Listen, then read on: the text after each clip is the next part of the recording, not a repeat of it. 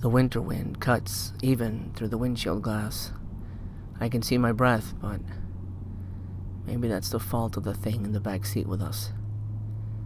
I'll kick the heat up a few notches as you settle into the seat, and make sure your seatbelt is fastened. We're off to a Christmas wedding party, but I warn you, there are no happy endings on this road.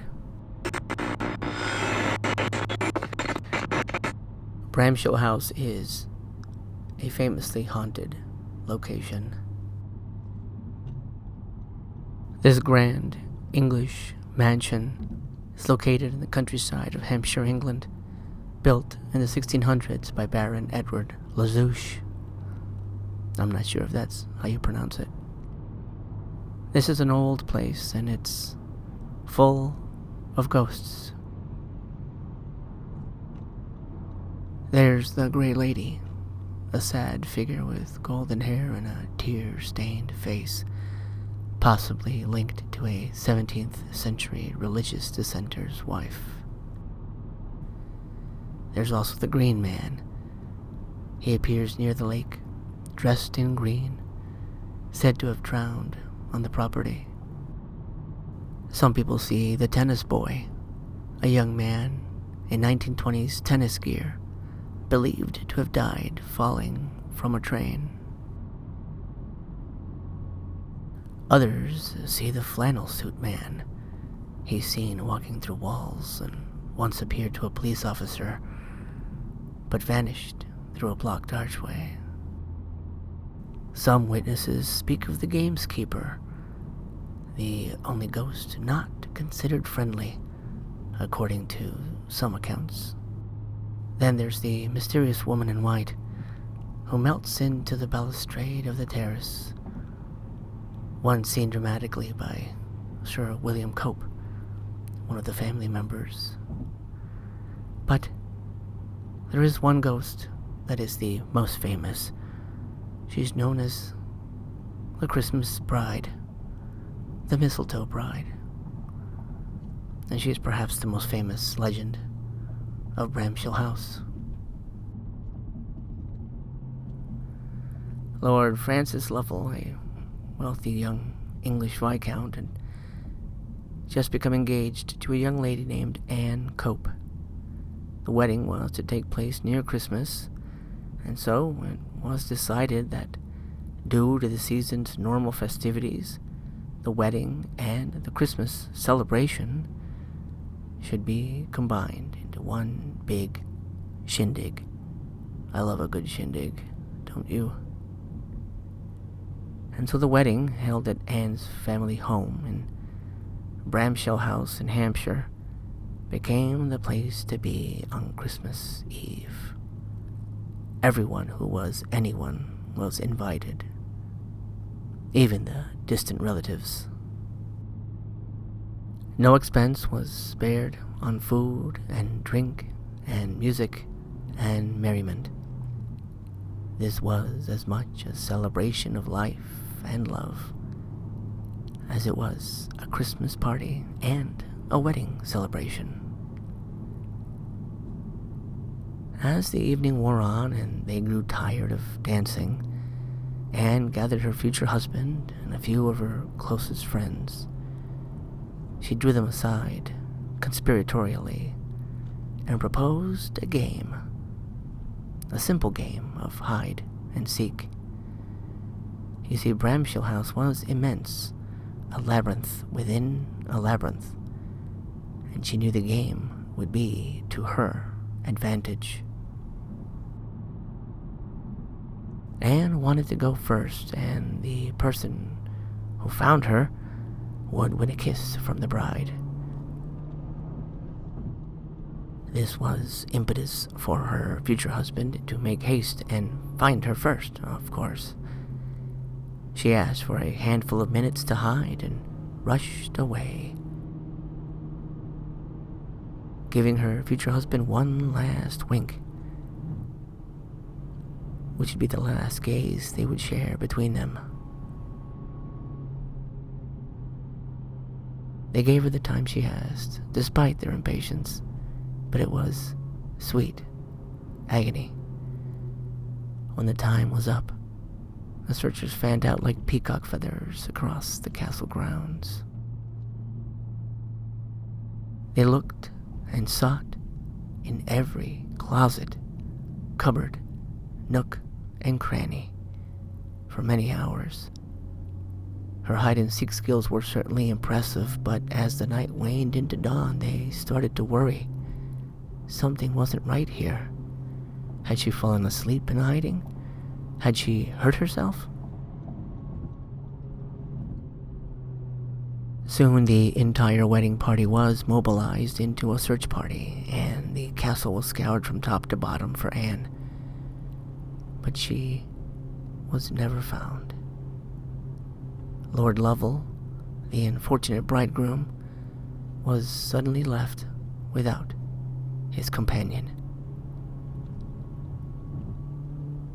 They only spoke about this in whispers, of course, but many began to suspect that Anne had gotten cold feet and had come up with a clever plan to ditch poor Lovell and escape to spend Christmas Day as a free woman.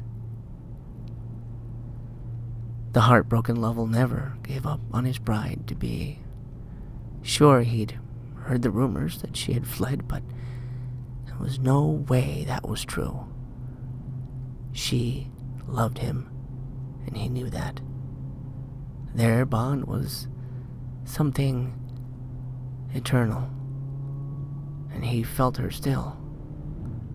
As a matter of fact, he moved into Bramshell House, wanting to never leave the place where she had last been seen.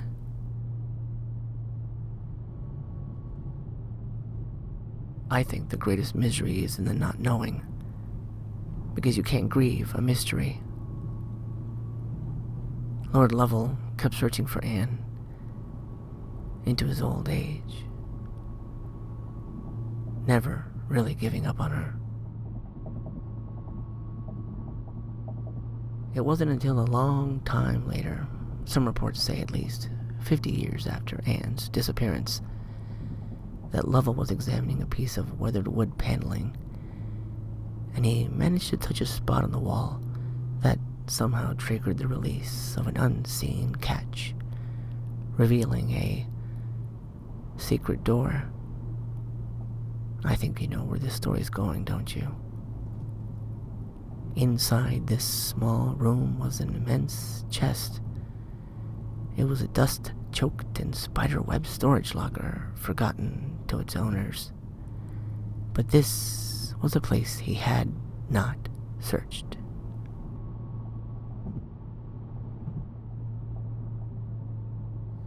So he tried to open the chest and found it had shut. He brought the tools he needed and broke the rusted seals, but he was not prepared for what he would find inside. Are you?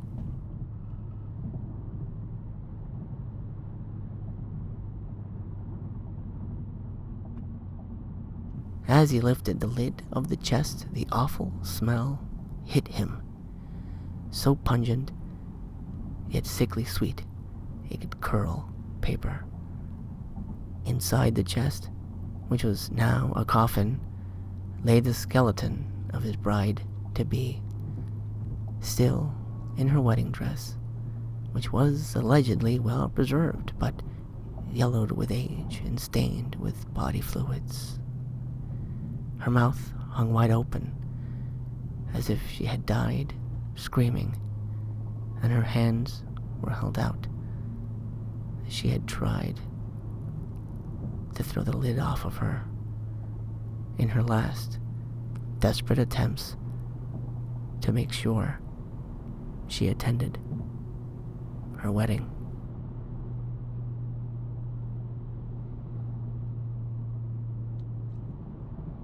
It seems she was the only one who knew about this secret hiding place, and unwittingly sealed her fate. She died a slow, sad, and painful death, suffocating in the dark on Christmas morning. Lord Lovell finally had an answer, and they say he died a few days after finally laying his bride to rest in a proper tomb. Imagine that. Well, maybe we shouldn't.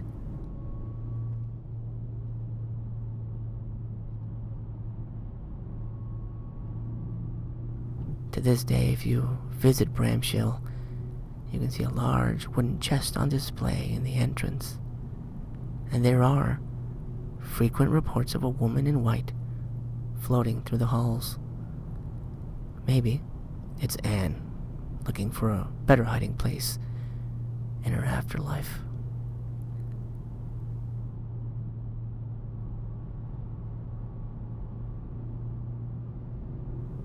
Well, next time you see Misletoe, throw a thought to Anne and wish her well. She lost her life and her love and became a legend.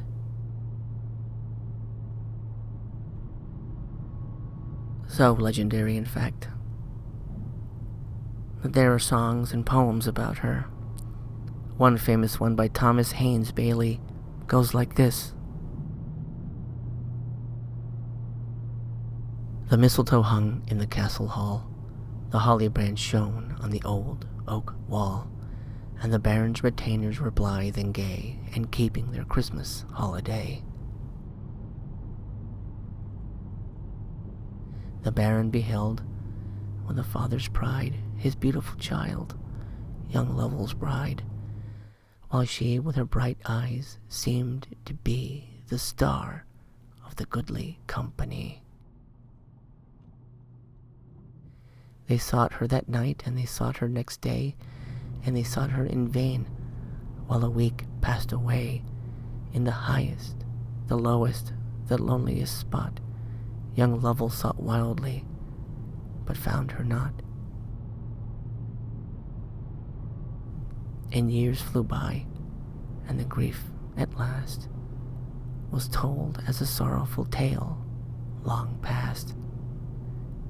And when Lovell appeared, the children cried, "See, the old man weeps for his fairy bride."